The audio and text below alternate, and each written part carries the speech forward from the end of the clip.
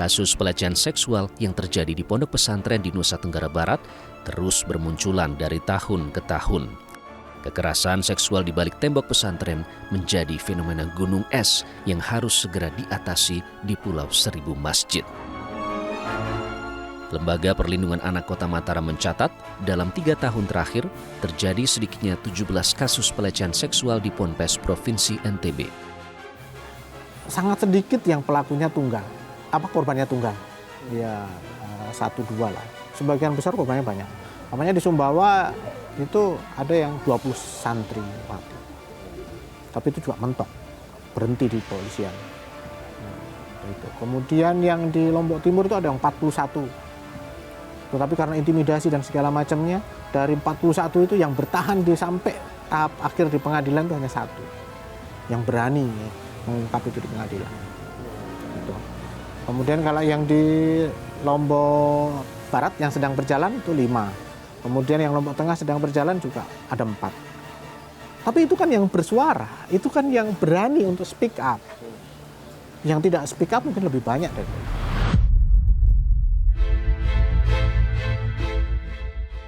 Forum Kerjasama Pondok Pesantren Nusa Tenggara Barat tidak menampik tingginya angka kasus kekerasan seksual di lingkungan pesantren NTB. Itu sebabnya berharap semua pemangku kepentingan segera duduk bersama mencari solusi. Pengetatan syarat pendirian pesantren dan penguatan pengawasan menjadi opsi yang tidak bisa dielakkan lagi.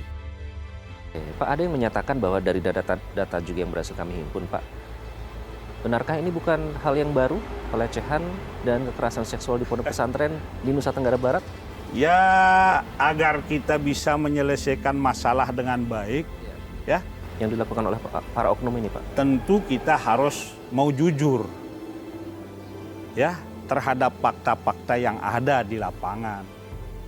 Kalau ada orang mengatakan bahwa ini adalah bukan hal yang pertama dan bukan hal yang terbesar, artinya masa-masa atau waktu-waktu sebelumnya ini pernah terjadi, bahkan sering terjadi, ya saya harus berani mengatakan ini betul. Ya, di NTB ini sebagian besar masih sarana prasarana yang membuktikan atau menunjukkan ada situasi yang steril, ya, dari hal-hal seperti ini masih sangat kurang. Apakah itu karena ada relevansinya, Pak, dengan syarat pembuatan pondok pesantren yang tidak ketat dan tidak punya standarisasi yang lebih tegas? Ya, inilah yang harus menjadi pemikiran kita bersama ke depan. Harus diatur dengan regulasi, Pak? Ya, seharusnya begitu. Lalu itu kita sepakati bersama. Jadi pemerintah membuatkan kita aturan, ya, yang aturan itu tumbuh atau hadir dari usulan kita kaum pesantren. Kebanyakan pondok pesantren kita yang mendidik, baik itu santriwati dan santrinya, lokasinya itu kadang-kadang satu. Lalu di lokasi pendidikan perempuan itu juga masih diberikan bebas tenaga pendidik laki-laki untuk masuk di tempat itu. Nah, seharusnya tempat putri itu steril dari kaum laki-laki. Saat ini terdapat sedikitnya 985 pondok pesantren di Nusa Tenggara Barat. Celakanya, kantor wilayah Kementerian Agama Provinsi NTB justru menampik potret fenomena gunung es kekerasan seksual di pesantren di wilayahnya.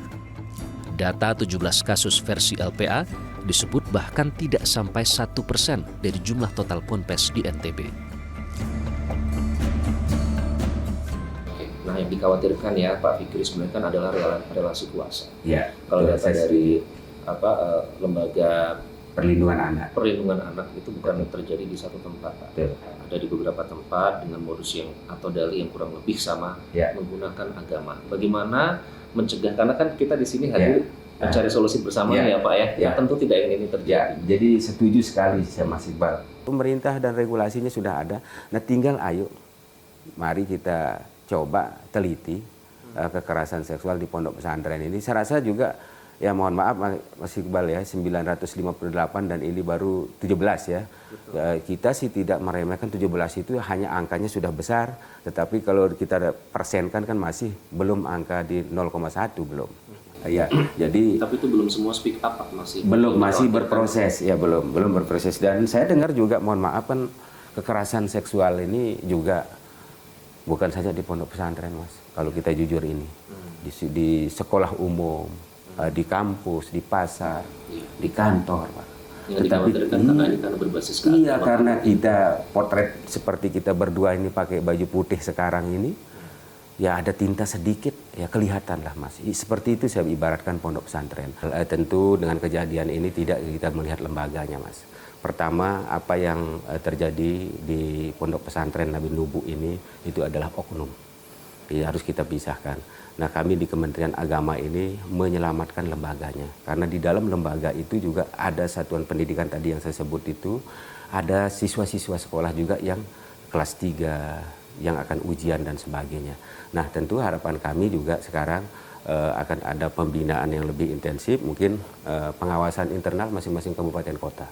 Itu yang kita akan terapkan, yang disebut ada forum pondok pesantren itu, nanti akan kita coba gerakkan semuanya, dan termasuk juga di pondok pesantren yang berada di desa, ada kecamatan. Apapun bentuknya, lembaga pendidikan semestinya menjadi tempat aman untuk menimba ilmu bagi anak-anak kita. Dan pelaku kekerasan seksual di pesantren sudah pasti adalah oknum, bukan lembaganya. Namun yang paling penting adalah bagaimana negara bisa hadir memberikan jaminan perlindungan dan sebuah ekosistem pendidikan yang aman bagi anak-anak.